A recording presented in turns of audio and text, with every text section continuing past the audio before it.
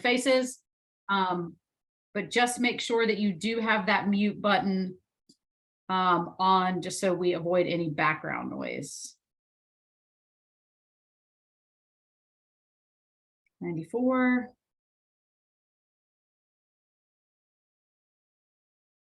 Few more coming in.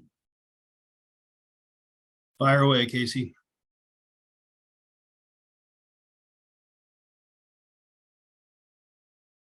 All right.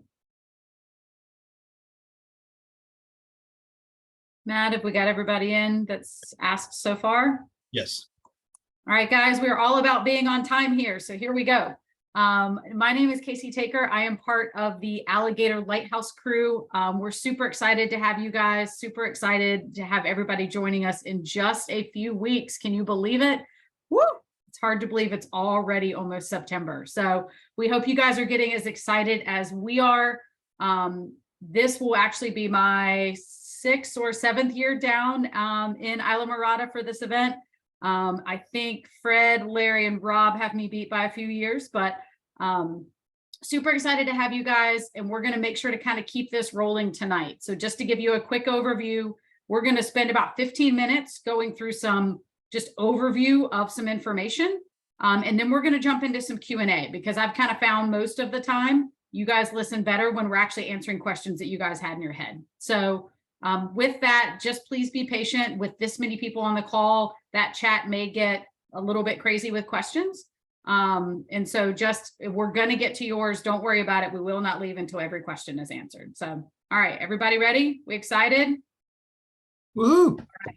Yeah, let's go. Let's go. I'll be introducing the team as they come in on board, but I want to open it up with the one and only Lighthouse Larry. He is the reason that I can honestly say we are all here.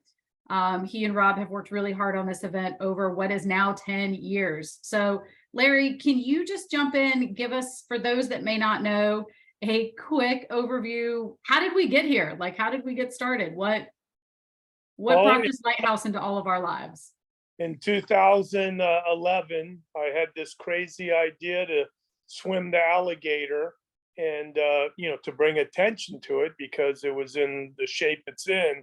And so on a kind of a little practice swim out to it, before I did the real swim, it hit me like a ton of bricks once I hit the white sand, about a mile and a half off of the light, that this could be the most beautiful open water swim in the world.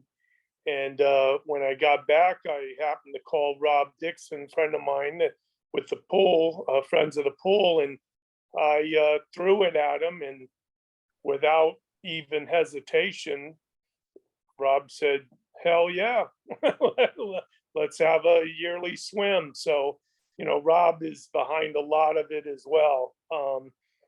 There's a lot of working parts, a lot of people in the community, you guys, Fred and his team, and we've been so fortunate. And it's technically, I guess, would have been the 12th year of it, but we did have a COVID shutdown and one hurricane. So can you see something? Oh, there we go. Oh, you got me back. Yeah, so everything has just played in our favor, and here we are. And I never thought there was that many crazy open water swimmers, though. It's amazing, the people that we meet, and it's just it's a wonderful thing. Hey Larry, this is Mickey. Are you and Rob gonna participate this year swimming? I'm gonna be on the beach. Rob is gonna be, he's gonna swim it. He has a kayaker, and Rob will be the only person ever to swim every year. And hopefully that lasts forever. Well, we established the founder's wave, so he's going to be the first swimmer to go out. We'll get a 2-second start. Swims over me. Out it- there, went back to the shore. But hey, we'll take anything we can get. Well, awesome. Guys, thank y'all again so much. We are so excited to keep continuing the legacy of everything that you guys started and working hard to keep building it bigger and better every year. Speaking of bigger and better, Fred, can you give us a quick update? We've got over 100 people on this call, so I'm guessing we have at least 100 registered. How many people should we expect down in Isla Mirada? As of today, we have 125 solo swimmers. We have 92 two-person teams, 93 person, and 65 four-person. That puts us at 382 for the total signed up currently right now. Usually we get around 150 solos, so we'll see where we're at up to this point. Awesome. So guys, be prepared when you come to town. The best way I've ever heard this described, it's being at open water swimming summer camp for adults. It's much, we take over the island, we take over the resort. If you are crazy enough to accept this challenge, you will be in good company at this event. So that is definitely something we hope that you're looking forward to as much as we're looking forward to having you. So Hey, Casey, also, I'd like to say we have our youngest swimmer is Lane Smith, 15-year-old from Isla Mirada, and John Martin is our oldest swimmer at 74 years old. awesome. If I can give an update to all the 100 swimmers that are on here currently, if you need to make any changes or edits, please try and do it this week so we can make packets up coming up. Make sure you reserve your kayaks. Make sure you, if you've got members that you want to substitute or transfer your entry to, please take care of that as soon as possible, and rent your kayaks and or get your meal tickets. And all those links have been available on the Facebook page, and we also sent out an e-blast to all the athletes. So make those edits, make those changes, so when you come to packet pickup on Thursday and Friday, it will go through seamlessly as opposed to making changes that day for your athletes. The number one thing that we might want to talk about tonight, I'll bring it up right now, as long as we've got everybody's attention, is, am I going to get a medal? No, wait a minute. It's water temperature. Yes, everyone's going to get a medal. Everybody that finishes will get a medal. Also, your support kayakers will get a medal for finishing. Currently, our water temperature today at Isla Mirada was 85. We've produced this event for 10 years. The number one question is, what are you going to do about the water temperature? We're not going to do anything about the water temperature. What it is up to the athletes. This is an endurance event. It's not a race. So the point is, you need to help us help you achieve your goal. So swim the event. We always have swimmers' safety as number one priority. So worry about your hydration, worry about what you need to eat and drink during the event. We have 14 safety boats out there. We have 2 large barges out there. We will have water and ice on all of those on boats for extra hydration for the athletes. But you need to prepare and understand how you feel that day, because depending on what you feel and what you can achieve, it's up to you. We'll help you get there, but you have to help us. That's all I have.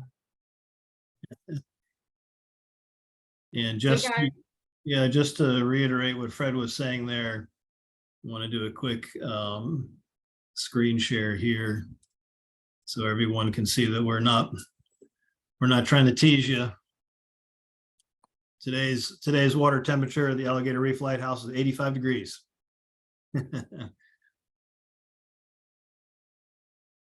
Well, and if I'm not mistaken, the water temperature last year was as high as 91. So it's actually cooler than last year. Another good point, if I can point out, when there was a concern about the 100-degree water temperature, it was taken at 4 feet. The 4 feet water temperature is when you start the event, and as you proceed out to the lighthouse, the water depth gets as deep as 28 to 40 feet. So the temperature drops. By the time you hit the lighthouse, it's anywhere from 13 to 15 feet deep. So the temperatures are going to drop. They are not going to be the 100 degrees that was advertised. The temperatures are going to drop. Again, worry about hydration and what you're going to eat and drink during the swim. Any questions? All right, guys, if you have questions, make sure you're dropping them into the chat on that. We will cover those in the Q&A here in just a little bit. Jumping in next, there is one major rule while you are on site at our event this weekend. That is be nice. You guys are being welcomed to the island of Isla Mirada by a very excited contingency of locals. You guys are being welcomed by people that have worked hard all year to make this event happen. So no matter what, sometimes you're going to be hot, sometimes you're going to be tired, sometimes you're going to be confused, sometimes you're just going to be angry because you've been in the car driving for 7 hours or the flight was late or whatever. Sometimes you're going to be just angry because maybe you're an angry person. But no matter what, when you were on site this weekend, the number one rule is be nice. Be nice to your family, be nice to your friends, be nice to your fellow athletes, be nice to the staff, be nice to everyone that you interact with throughout the weekend. And I promise if you follow that number one rule, you will have the time of your life that weekend. I will promise you that. So moving on, guys, I'm going to roll through really quick kind of the schedule for the weekend. Every single thing that you need to know about this event is on that event website. So if you go to ask a question, never hesitate to ask a question, but make sure you're also reading through that event website first, because most of the time you're going to find your answers there. Never hesitate to ask a question, but make sure you know that website in and out too, because it's really going to help you have a much smoother weekend. So heading into the weekend, we're going to kickstart on Thursday. You guys can actually find all of this information on the website. If you go under event info, schedule events and rules is one of the drop downs. You're going to come into town. We're going to have early check-in and packet pickup at Amerique Resort. You will see, we call it the Fishbowl. There's an awesome conference room there. When you guys get there, sometimes there's a line, sometimes there's not. So just be prepared. There may be a little bit of a line. And then we've got an informal meet and greet from 6 to 9 at Florida Brewing. This has always been one of our favorite parts of the event. It's a great opportunity for you to get to know some fellow swimmers that you're going to be swimming alongside on Saturday, and just a chance to enjoy some great local beer and get a sense of what Isla Mirada is all about. On Friday, we're going to reopen registration at 10 o'clock. But prior to that, we are going to have a practice swim at the pool right there on the island. So this is hosted by the Friends of the Pool. One of the neat things, this is a 50, Rob, this is where I'm going to need you here, 50 yards or 50 meter? It's 50 long course meters. That'll be set up on Friday for anyone that wants to practice. I believe it's 6 o'clock to about 9 o'clock. We'll have long course will be set up so that we can train, for the long distance that we're going to do the next day. But we'll have Coach John Olson, I believe he's 5-time Olympic medalist from Barcelona and Atlanta Olympics, and Coach Jen Dutton, who's an endurance swimmer who we've had the pleasure to have for a coach for the last year and a half. And she swam Lake Geneva 44 miles, 33 hours. So she walks the walk, and she can give anybody any last minute tips they like. Both of them could give you any tips that you'd like, pre-race. So it's a great time. We all have a lot of camaraderie. We get a lot of pictures with each other, and last time to stretch it out before we get out there on Saturday. And we really want to, at this point, encourage people not to get out there on Thursday and Friday. There is a boat channel right there, which will be heavily patrolled and guarded during the swim, but it's not on Thursday and Friday. So if you get in on Friday out in front of the hotel, you'll be swimming at your own risk. And we don't want anybody to get hurt out there. There's a lot of boats flying through that channel, and it's just have to be really careful. So we don't encourage anyone to get in, do any kind of major swimming or kayak changes out there in in front of the hotel. So guys, we've got again from 7 to 10 in the morning on Friday morning. We'll be out at the pool. Great opportunity to go get a little bit of a shakeout swim in. If you have any last minute questions, we've got 2 amazing coaches that are going to be on site. And bonus, they pipe music underneath the water. So it's a unique experience where you can actually listen to some jams as you're cruising along. Following that, again, we'll open registration back up from 10 a.m. till 7 p.m. I cannot encourage you guys. It's like any endurance event. The earlier you can get there, get checked in, get everything done and get off your feet, the better Saturday you're going to have. So get there as early as you can. The requirement is you have to go to a safety briefing. Now, the reason you have to go to a safety briefing is not only so that we can remind you of all the things that you haven't read on the website, but also if there are any updates or anything that we need to change on the fly due to any type of weather condition, any type of thing that has come up. That is our only chance to really talk with everybody, is at those safety briefings and through race week communication. So it's really, really, really important that you go to those safety briefings, because if there is any change and or if there's anything last minute that comes up, that's going to be your #1 chance to ask questions and make sure that you've got everything covered. So 10 a.m. to 7 p.m. on Friday, we'll have our kayak check-in and drop off going on during that time as well. And then those safety briefings are going to be at 1, 3, and 6 on Friday. 1, 3, and 6 in the afternoon on Friday. So make sure that you're planning to check in time to be able to attend one of those. I would recommend giving yourself a buffer either before or after, because we all know that, again, if there's a little bit of a line, you don't want to be stuck in the line when that briefing starts. So make sure to give yourself a little bit of a buffer either before or after, so that you can attend those briefings and be there without worrying about it. You are going to have to sign a waiver. That's going to be part, and then you'll get your kayak checked in, and that'll be a chance for you to go ahead and start setting a few things up as you prepare for Saturday morning. Saturday, bright and early start. 5:45 a.m. to 6:45 a.m. is when we're going to be checking in those last kayaks, staging. Guys, if you can do anything to not arrive on Saturday morning, do it. If you can get there on Thursday or Friday, it's going to help make your race better. We have that Saturday check-in for kind of more of the emergency style, but highly recommend if you can get there earlier to make sure that you take that opportunity. We will have pre-race announcements starting at 6:15 and any updates on the weather and swim course there. Make sure, kind of keep it in your mind around that 6 o'clock, 6:15 time. I need to be paying attention to what the announcer is saying. We've got an awesome announcer. He's world renowned. We're flying him in from the great state of Ohio. But guys, that's going to be really important, because again, if there's any small tweaks to be made, our only opportunities to tell you about those are going to be in that safety briefing and in the announcements on race morning. So just make sure you're listening up, especially between 6:15 and 6:30. We're going to start working to get everybody out on course. Fred, start time confirmed, 7:45 a.m. First wave goes off. Correct. Perfect. Guys, we start on time. So we start on time. So be ready on time. It's going to make your day a lot easier. It's going to make everything a lot easier. We'll do the wave starts based on solo, 2-person, 3-person, and 4-person teams. The biggest thing, guys, is when you're thinking through this start process, you will not start right alongside your kayaker. Swimmers are going to start leaving from the stairs right in front of America, and the kayakers have to start coming off of the seawall a little bit to, if you're facing the water, a little bit to the right. So you're going to want to communicate with your kayaker well in advance. You guys need to have a little bit of a plan for race morning on how you guys are going to identify each other.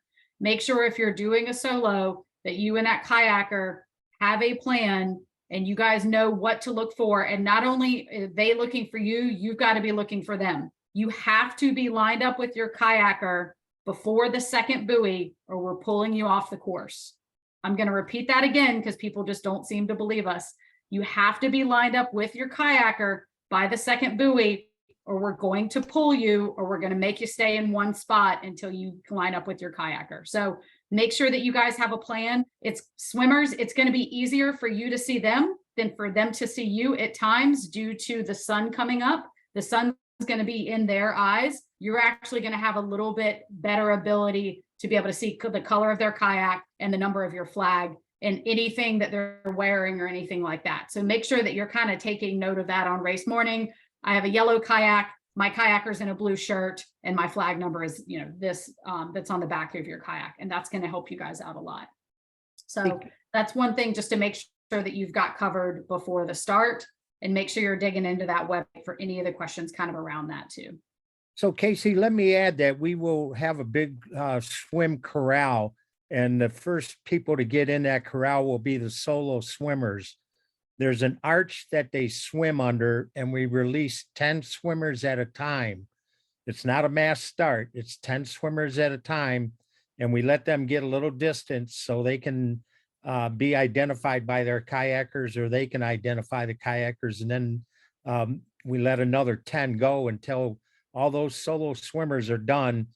And then the next people within the swim corral will be the 2-person team. And again, 10 at a time and so on. Then the next to go is the 3-person team, and the last is the 4-person teams.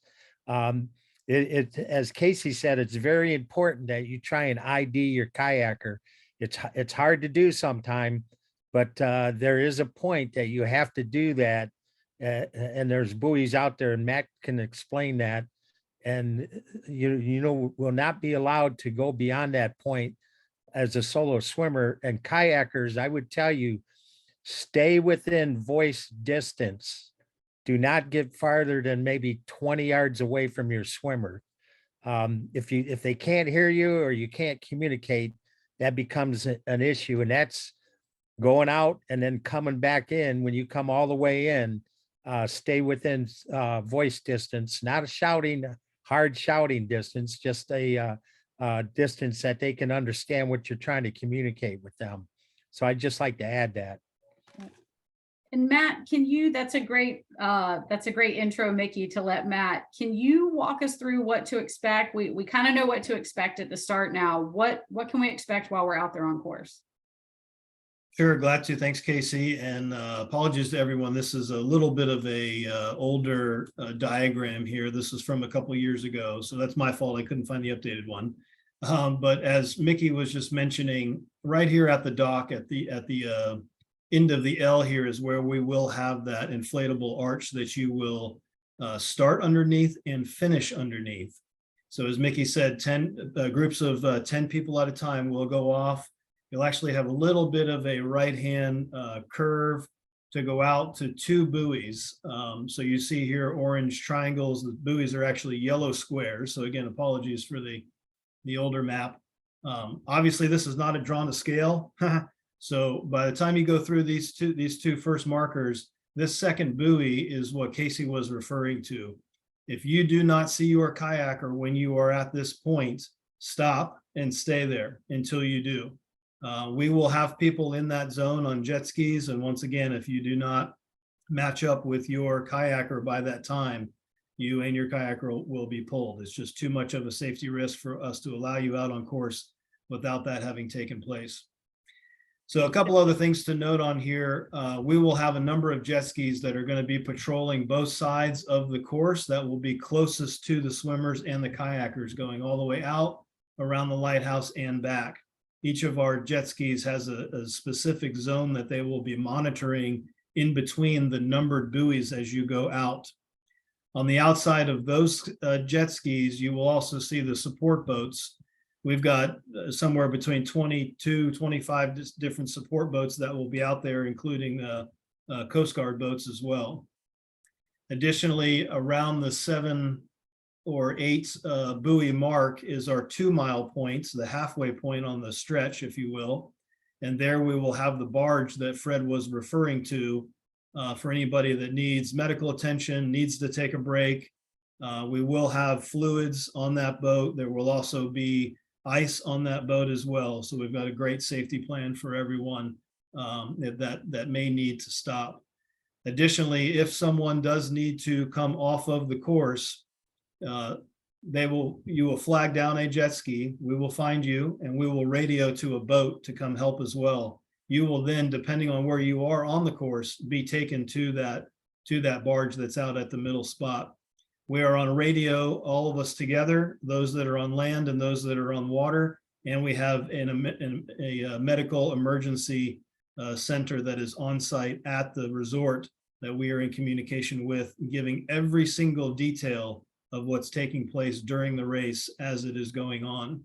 We're calling out race numbers, we're calling out kayaks, etc.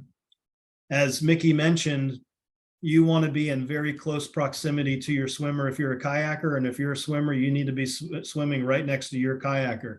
You need to hug these buoys as much as possible. The moment you get out is the moment you're swimming longer than 8 miles. If you stay by these buoys, you're gonna swim the shortest distance between two lines, or between 2 points, and that's gonna be out to the lighthouse and back. If we see that a kayaker if we go up on jet ski and ask a kayaker, where's your swimmer, and they don't know, we've got a problem. And you would be surprised that no matter how many times we list it on the website, listed in social posts, talk about it in this webinar, talk about it in the safety meetings on site, talk about it in the registration room, you'd be surprised at how many times we encounter that out on the course as part of the water safety team. So please, please, please practice with your kayaker to swim right next to them.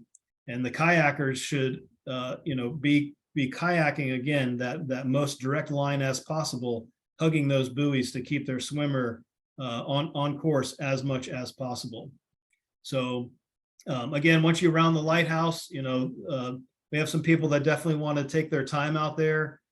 Sometimes on kayaks, folks will bring, take out their phones, which you are required to have with you. Fred will get into that in a moment on a safety feature that we have there. But also take out some cameras, take some pictures. Sometimes the kayakers will jump out of the kayaks too and cool off a little bit in the water. But that's a moment. It is just, if you haven't been out there, we know a lot of you on the webinar here with us today have been out there, but those of you that haven't, it is one of the greatest experiences ever, especially in the world of open water swimming. So take your time out there if you're so inclined to do so, and then get back in and get home. We can't wait to see you cross the finish line, and you're going to have a whole bunch of people at the finish line hooting and hollering for you, because this certainly is one of the best endurance endeavors in the world, and we're there to support you all the way. So I'll go ahead and shut this down, and we'll get back to the rest of the program. But again, please make sure that you are hugging these buoys as much as possible. You'll see a lot of jet skis out there and a lot of boats, but again, you'll see the jet skis closest to you and the boats on the outside. And we do have a very aggressive water safety plan. Of course, as you're very well aware, the lighthouse is 4 miles out in the ocean, and it's a lot of ground to cover. So we have made sure that no stone has been left unturned when it comes to that safety plan. And Fred, I'll ask you to jump in and kind of explain the technology we have using cell phones for each kayak. Okay, Matt, one thing I'd like to add is one of the questions that came up is when you're looking for your kayaker, when you pick up your kayak on Thursday or Friday, you're going to be assigned a number, and your number is just your number. You're going to get number stickers that go on your kayak, and you're going to get a flag with that adjoining number. You put the flag on the kayak, and you also put the numbers on the kayak. So when if you're solo, 2, 3, or 4 person, you're looking for a specific kayak, it's a number that you've been assigned. So whatever your number is, pay attention and look for that flag on that kayak so you can line up with your swimmer. This year we have a app that we're going to send an email out in 2 weeks that you have to download the app. It's RaceJoy app, and everyone has to have a cell phone on their boat or on their kayak.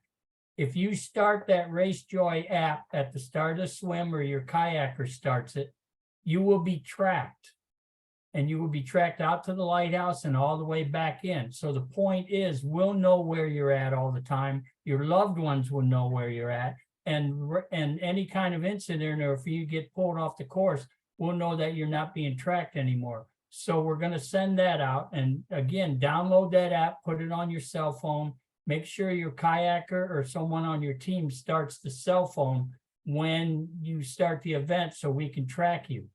We have a lot of loved ones and a lot of people that look from there. They might not even be at race site that day, but they can get on the RaceJoy app and they can track your progress during the entire swim.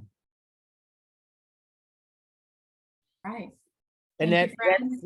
as that flag that they get is a commemorative flag, they can take that with them. We Yeah. encourage it to, it's similar to a bib number at a race, that when you get home, you can look at it and have all the great memories associated with it. Here's something that I need to bring up also, is everyone that's on, this is a closed course. We pulled the permits with the Coast Guard. It's a boat channel that day, so it's closed for the event. Your kayaker is out there, you're out there, your team members are out there. You do not bring a paddle board or a friend or an extra kayak or somebody else. The swimmers have thought they brought their wife out on a paddle board or kayaks or whatever. Everyone that's on the course, we have identified them. No one else, if someone gets out on the course and they're not identified by a wristband or a flag or a kayak team, we have the Coast Guard or the sheriff pull them off of the course. You can't just decide to go out to the lighthouse that day and decide you're going to meet your family or whatever else the case is. So everyone that's on the course is certified to be registered with the event, because we do that for your safety. So again, the standard kayak is sit on top, 12 feet. We provide the back support, the paddle, and the PFD for you. So if you've rented a kayak, when you check in, you go to registration first, check in, pick up your packet, get your swim cap, all your information, and you will be assigned a number there. Then you go to kayak check-in, and they will have kayaks. We have almost 250, 260 kayaks on the beach there. So you'll be assigned a kayak and your number, and you put your flags and your numbers on that kayak and you get it ready for the swim the next morning. All right. Guys, I know we've got some questions rolling in. I just want to, as we round out kind of the schedule for the weekend, we do have our awards dinner, which will be on Saturday night. This is an awesome opportunity for you guys to come back out, swap stories, share a little bit of commentary with one another. And it's just a great night. We have a phenomenal venue this year. We're going to be over at Bud and Mary's. And it is always one of those things where people that have said, you know, I thought about not coming and I'm so glad I did, because it's just an opportunity for you to kind of really enjoy what you did in celebrating the day that we had. So make sure that if you are planning to attend that, get your dinner tickets in now. We're going to be giving them the head count for dinner here in about a week and a half. So if you were planning to buy dinner tickets for that, make sure you're doing it ahead of time. There will not be dinner tickets available on site. So make sure you're ordering them early. Also, Casey, a question just came up from Darius Blackford. I'd like to recognize his group. It's KDA group. There is 5 4-person teams that are doing the Lighthouse this year that are swimming. They have 1 kidney. Each person has 1 kidney. They've donated a kidney over the years times, and there's 5 4-person teams that are swimming the swim coming up on September 9th. And his question was, do we have to be there as a group to pick your packet up? You do not have to, but we recommend if you're coming with a team or teammates or members, it's easier, the process works easier to check in all at the same time. Solo kayakers or solo swimmers, you have to have your kayaker with you because they also have to sign a waiver card and get a wristband to be out on the course. But again, I'd like to recognize Darius Blackford and his group because they're bringing 5 4-person teams out to the event on September 9th. And I believe everybody on those teams, they are working with 1 kidney, correct? I would say so. I would say that's a confirmation. Darius might have some, he might correct us on that. Another person I like to recognize that's on the call tonight, he's almost asleep. I can see him on his phone there, is Connor Signorin, and he's our past winner. And Connor has swam the 8 miles in 3 hours and 4 minutes. Are you shaking your head, Connor? Yes. Yes, he gave you the thumbs up on it. So as far as a target or anybody that thinks that they want to get out there and jump in there with the big dogs, we'll put you in the first heat and you can go out with Connor and the kids. Again, 3 hours and 4 minutes. And I can say for a fact that wasn't one of our easier days out there. They had to work going out and coming back. So that is the course record currently. And we look forward to seeing him on September 9th.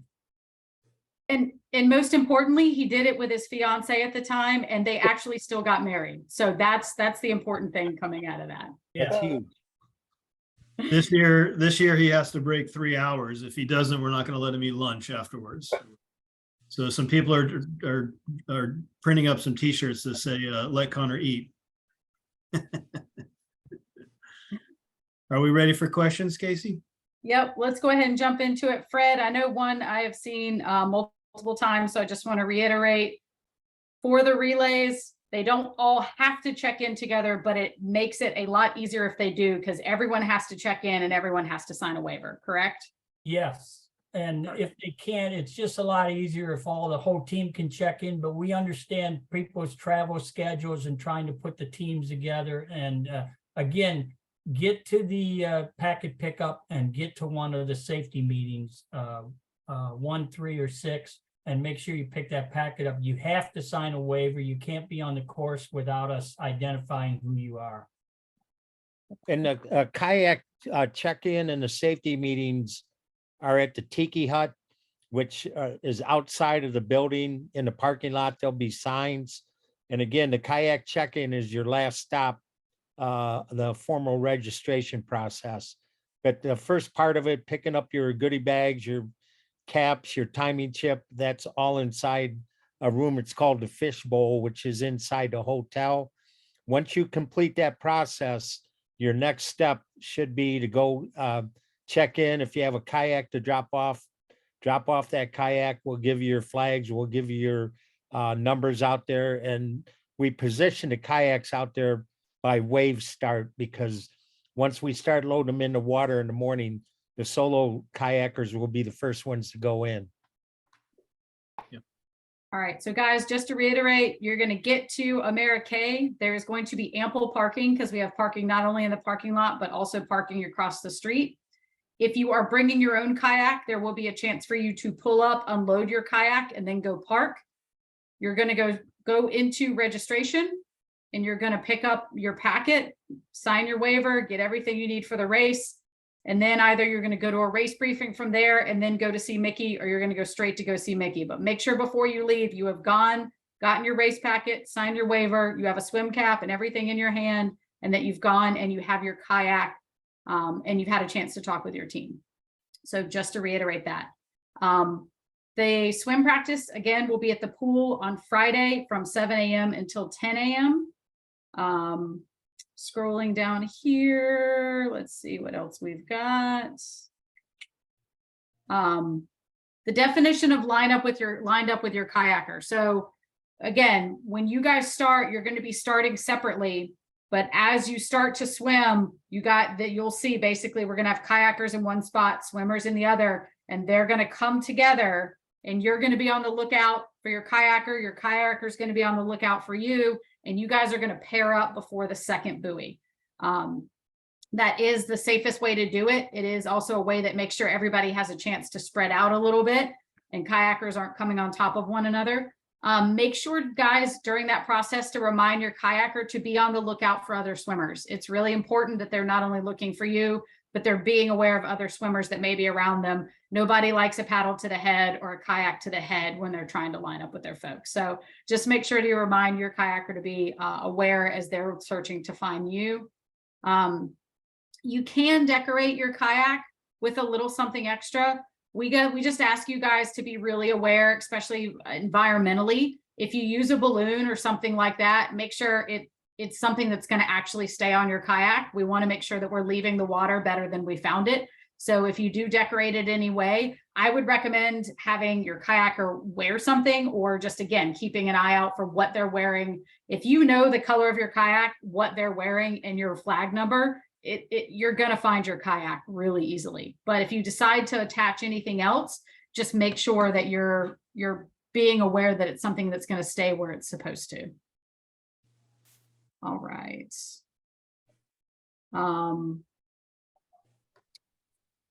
So ahead of time, can you practice with your kayak? Fred, I know we've kind of walked through the boat channel and everything like that. Are people allowed to practice with their kayak once they get their kayak in the water, or are we keeping all the kayaks on the beach? We're starting the kayaks in waves, so they, when we check in, you get a kayak assigned to you.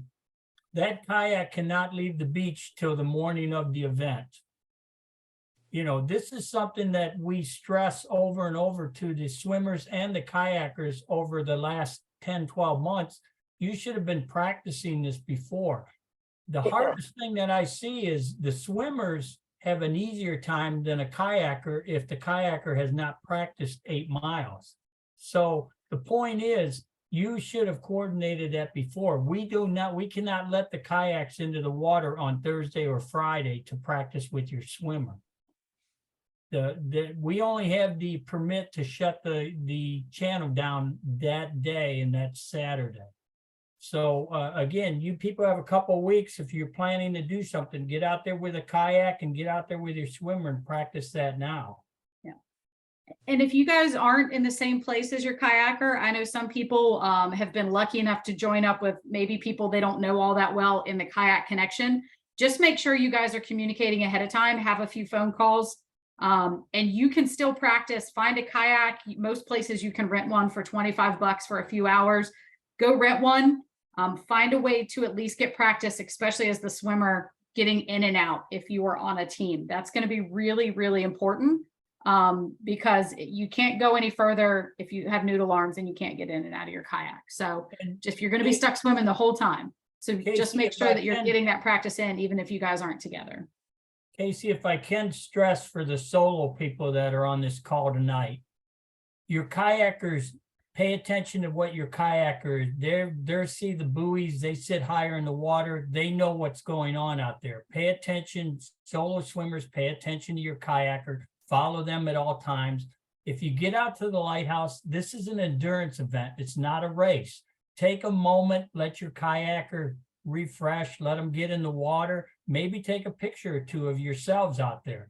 They are vital. Your support kayaker is vital in making this thing for you. So again, we want you to achieve your goal that day. So again, pay attention to your kayaker, give them some time too, because they're doing the majority of the work. And from Rob to Larry to people that have done this before will tell you how valuable a good kayaker is, because they understand the currents and where your swimmer's going. So again, spend the time with your kayaker, get to know them. It's not a race. Get out there, enjoy the day. And guys, if you need to make adjustments to your team, we know that life happens. Drop an email to the Alligator email if you need to make adjustments to your team right away. Make sure that you're doing that so that we can get that stuff updated in the system. The more things we can do before race week, the better off you're going to be. Correct. So whenever you guys are passing, whenever you're going in for the switch, the biggest thing is you've got, you guys are coming together.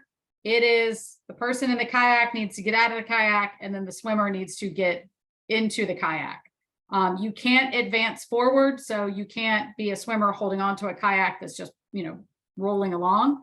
So you're going to want to make sure that you're out of the traffic just a little bit when you go to do that switch, just so that you don't have people kind of swimming into you. So if you're going along the buoy line, like we all know you guys are going to do, make sure you move off to the side just a little bit, and that's going to allow you guys a little bit of wiggle room to make that switch.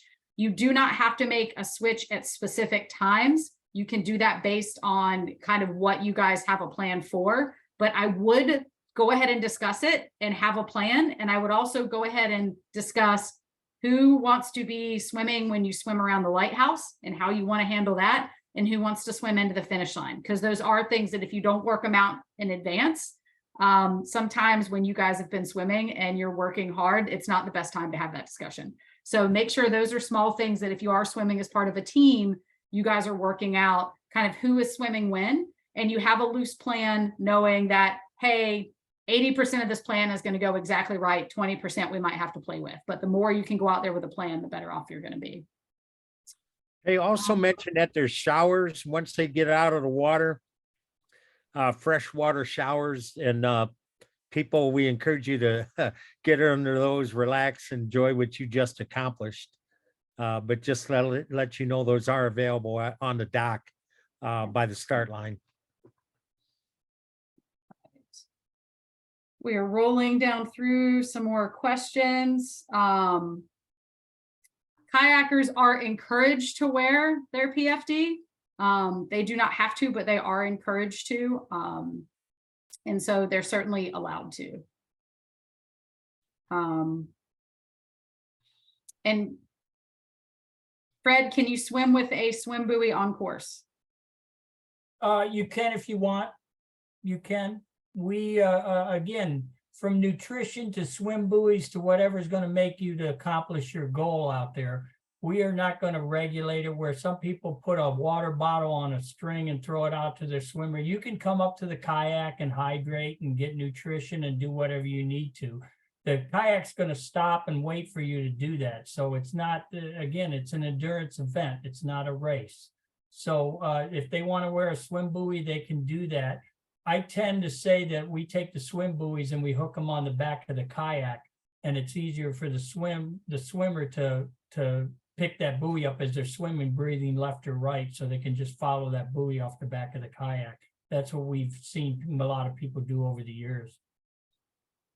Also, each participant will get a timing chip. It's a foam ankle timing chip. It goes around your ankle. You do not have to hand off anything. Again, it's going to match up with your assigned number.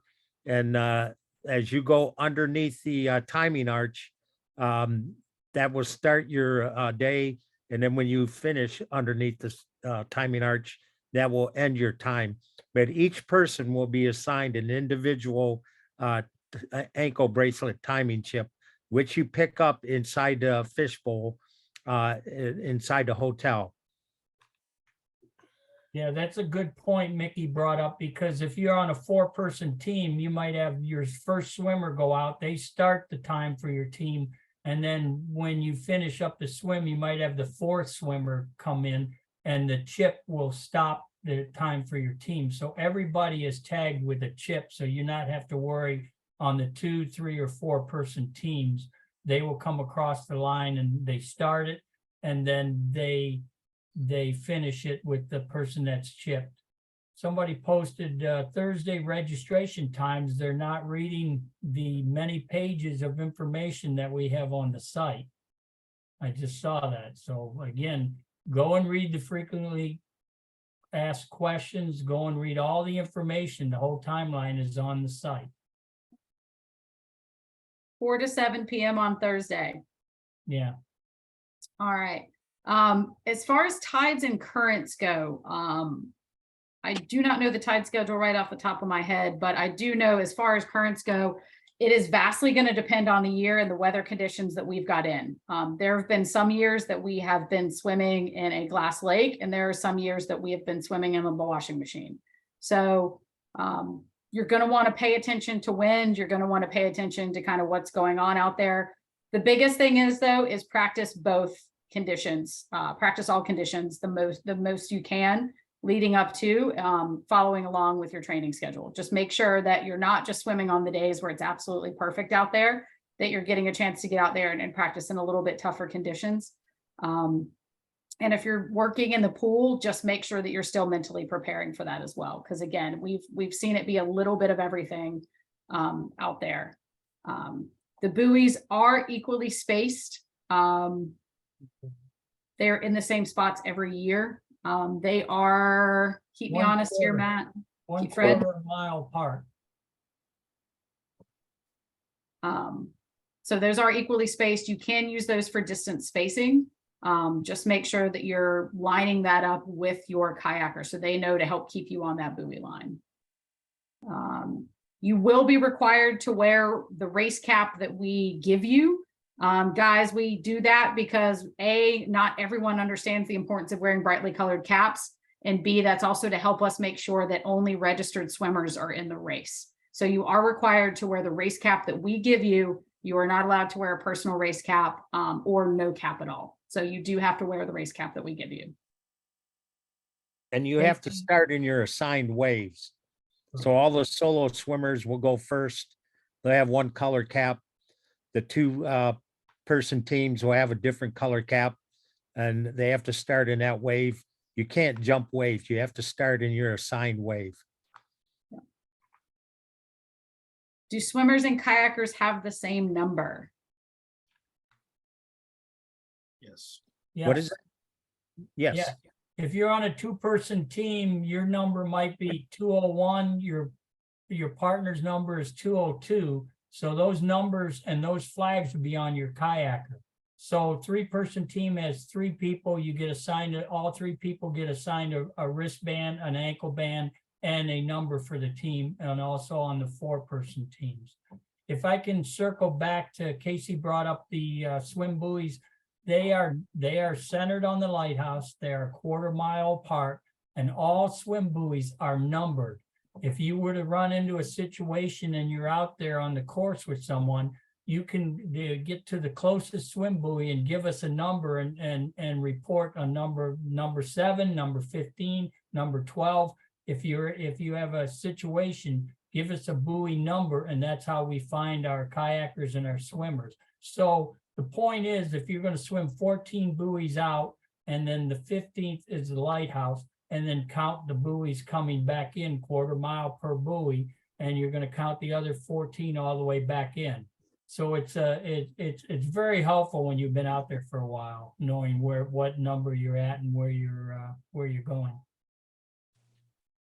Fred, with you being the most familiar one with the app so far, can more than one cell phone be started with the same number on the app, or is it better to just have one cell phone tracking the race number?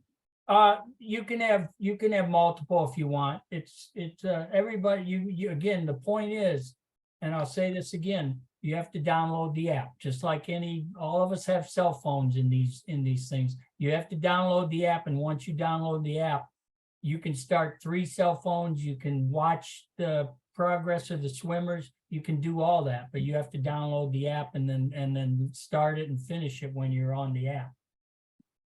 And then have your friends, your family can download the app and follow you. Correct. Okay. Yeah. I did want to make a quick comment about the parking. There is a new water line going in all the way down, up and down the Keys, and they're right in Isla Morada now. So there was a lot of heavy equipment, piles of dirt and things that they have on that road. I met with them this week with the Florida Keys Aqueduct Authority. They're going to do the best they can to clean everything up, make enough space for us.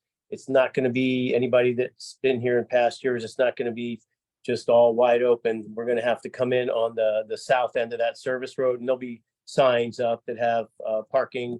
We'll have that, and we'll have volunteers out there as well. And we'll have policemen out there crossing people across the street on that south end. We used to come in on the north end of that service road. The entry is going to be down on the south end, and we may just have to pull up and park, parallel to the road, whereas we used to pull into the grass that was all there. So it's going to be a little bit of, just have to pay attention a little bit. Also on race morning, so that'd be registration. If you're at the hotel, obviously you can just park at the hotel, or you can park at La Siesta and walk down. It's only a couple minute walk. But if you're staying at another hotel and you need to drive, just be aware that there's going to be a little congestion there. We are going to have, as I said, we're going to have some volunteers there helping people get parked. And then the good news is that they just finished a batch of Florida Keys or Alligator Lighthouse Lager beer, one of our best sponsors, Florida Keys Brewing. They said they're setting 8 kegs aside for us and many, many 6-packs. It was gone last year. The timing was off. They didn't have any brewed, but I don't know if any of you like to drink beer or not, but that'll be available for everybody throughout the weekend. We're going to have some events, some gatherings there on Thursday, maybe a little bit early on Friday, but we don't want to get to bed early that night. But Saturday, make sure you frequent the Florida Keys Brewing Company up there, just about a mile north of the hotel. Awesome. Thanks, Rob. Next question. All the kayaks are different. So if you're thinking about bringing extra accessories, make sure you're not buying anything that is kayak specific. We can't tell you the exact type of kayak you're going to have right this second. Is there anything else that comes with the kayak beyond seat back, PDF, and paddle? No. If you want a cooler, if you want tie downs and everything, be prepared to bring that stuff yourself. Some of the kayaks may have tie down straps on them, but I would bring some sort of bungees or something else just in case, because some of them may not.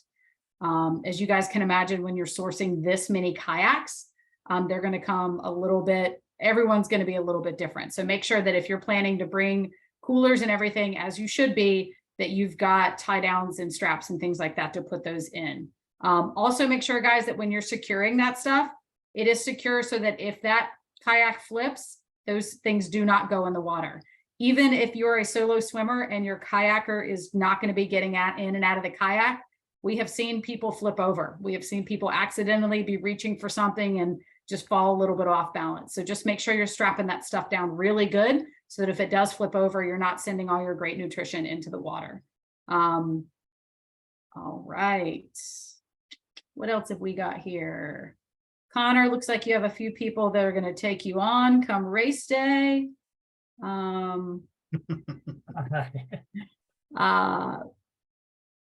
Let's see. You guys will know what wave you're starting in based on how you register, and then whether you're going to be solo, double, triple, or a 4-person team. You cannot swim in the race nude. Wait, what? You know, that last guy, you know, Fred ruined it for all of us. Yes. That was Larry, unfortunately. One of the things I'd like to thank everyone for coming out this year is this is the 10th anniversary of the Lighthouse Swim. So it's 10 years. So everyone that's going to participate in this event is going to get a 10-year, the medal is 10th anniversary. And also it's the 150 years anniversary of the Alligator Lighthouse. So again, that is monumental. And Friends of the Pool, again, through Rob Dixon and Larry, have purchased the lighthouse. They are now the owners of the lighthouse. And to maintain this thing, they've got a long road ahead of them. So any help we can get from our community here to support this effort, we're going to send out some links to support it, both monetarily and support how they can. And again, you're here for the 10th anniversary. And this is going to go and come, and we'll look back 10 years from now and you'll say, I was there for the 10th anniversary and the 150th of the lighthouse. And Fred, that's a great segue. I'm going to keep pouring through these questions because we've got quite a few. There will be a way to purchase your kayaker a shirt, and all of those proceeds will go to helping to save the lighthouse. Do you have any recommendations about who should swim first in a relay? Guys, however you want to, get your team together, you guys just need to have that conversation. It's all going to be who likely will feel most comfortable doing that on race day. But it's not going to make a huge difference. Everyone's going to have a chance to swim. Everyone's going to need to get out there and swim. So just make sure you guys are having that conversation first, and that you guys are prepared to do that on race day. Hey, Casey, the one question nobody's asked yet, I'm kind of surprised because every year we are asked, are there alligators out there? Well, we've got 21 more questions, Mickey, so that one still might be in the mix. But just so you guys know, the reason that it's called the Alligator Lighthouse, it is named after the Alligator Reef, and the reef was named after the USS Alligator, which sunk in 1891? Nope, 1821. I was close. I was one number off. Larry was there. Larry was there. All right, so rolling through, there will be room in your kayaks to strap down small coolers and nutrition.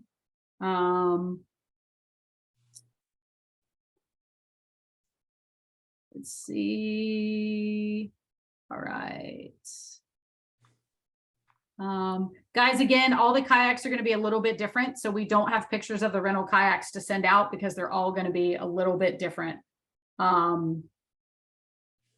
are, remember, everyone on the team that is swimming will have a chip.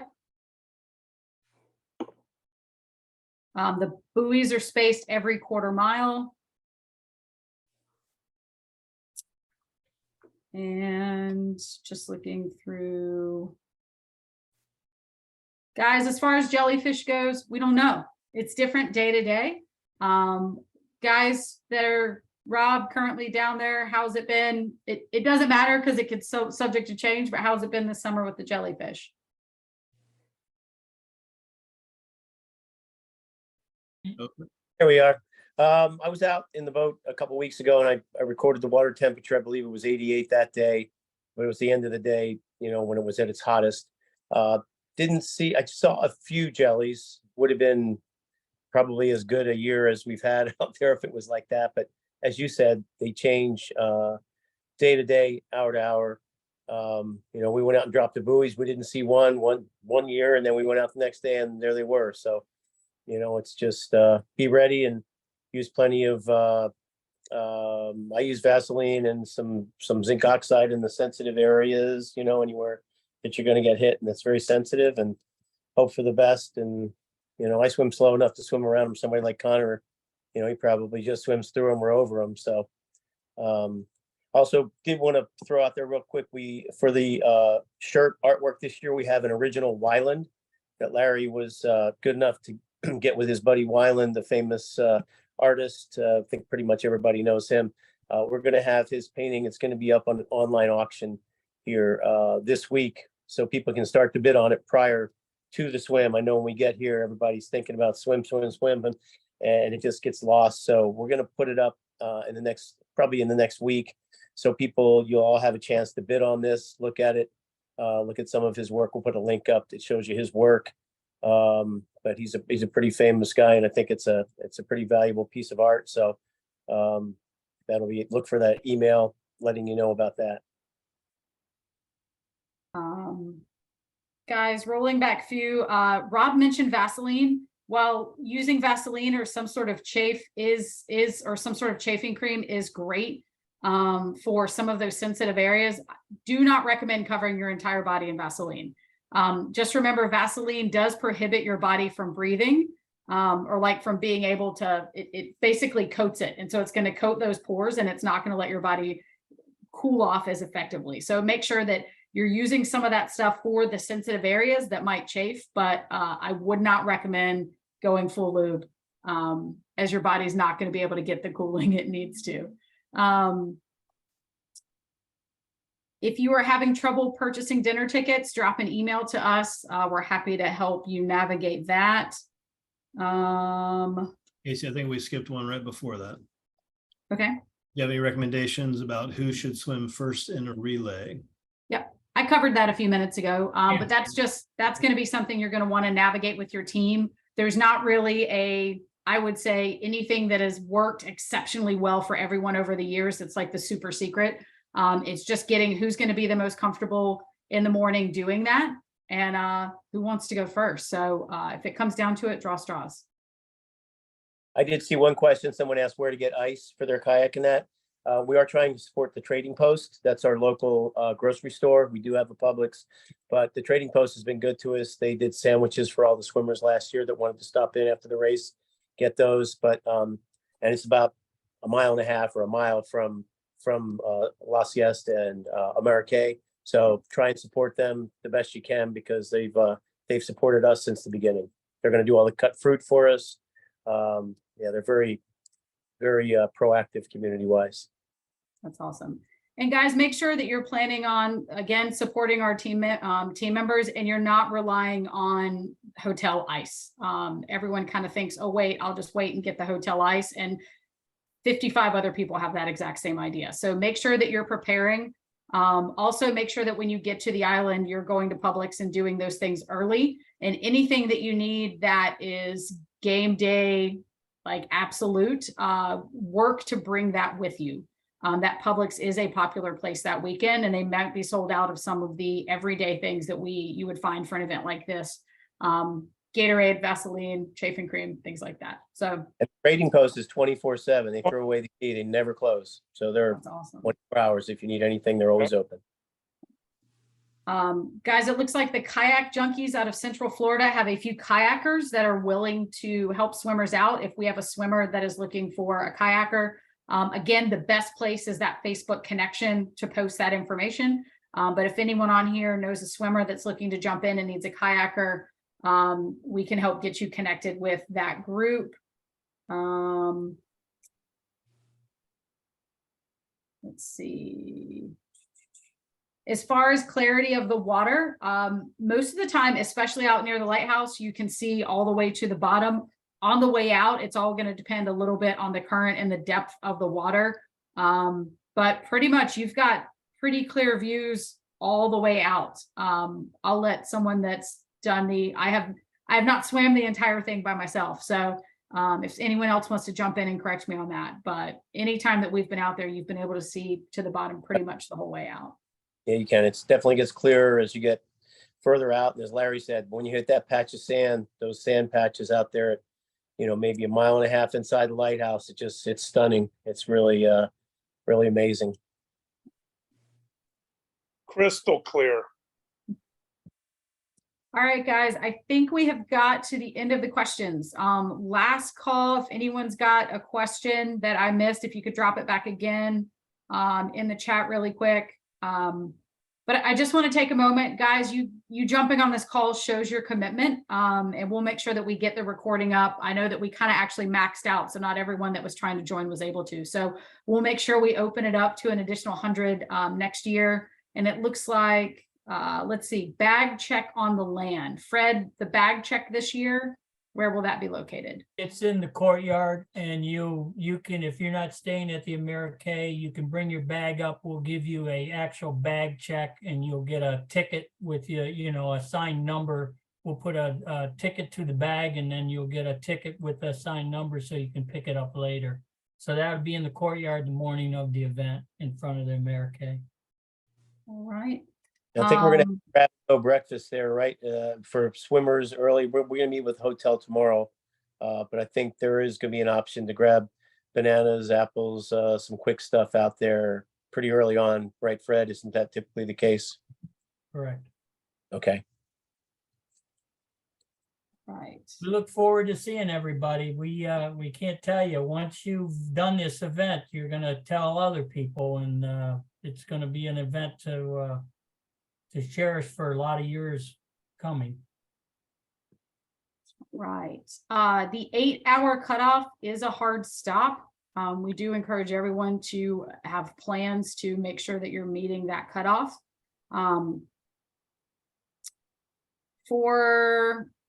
As far as adding a personal flag to the pole on the kayak, there will not be a pole on the kayak that holds there. It's basically a small kind of wooden pole that comes with the mini flag that you get. So anything that you're going to add to that, just be prepared that you need to bring something yourself to attach it to. And again, make sure that's going to be super sturdy and it's not going to fall into the water. The kayaks will come with a back support, a paddle, and a PDF. Guys, I answered all these questions already. If you need to drop or make any changes to your team, make sure that you're just dropping us an email as early as possible so that we can go ahead and work that out. All right, I think we are nearing the end. At the end? We're at the end. Fred, if you can give us one more time the email, if anybody has any questions, they need to make changes and/or info@swimalligatorlight.com. info@swimalligatorlight.com. all right. Or go to the swimalligatorlight.com website and try reading the questions and answers and all the information there. As far as how big the wooden pole is, it's very, very small. It will not fit another flag. So if you're planning on attaching anything else, make sure you're bringing something to attach it with, because you're not going to be able to put it on the very, very small pole that comes with your flag. All right, Thank you, Fred, Guys, Vicky, and we're Matt, and Kate done. for getting us Time to to the call point. it a night. This is huge. Yeah. Looking Thank forward to you seeing both. everyone. Everybody, make sure you're training hard over the next few weeks, but also make sure that you are working in a little bit of relaxation and taper. That's going to go a long way. We really appreciate you guys taking the time, and we look forward to seeing everybody again soon. Come up and introduce yourselves. We'd love to bring you into the family. Goodbye. All right, Bye. see you guys. Good Good work. night. Thanks, everybody. Thanks, everybody.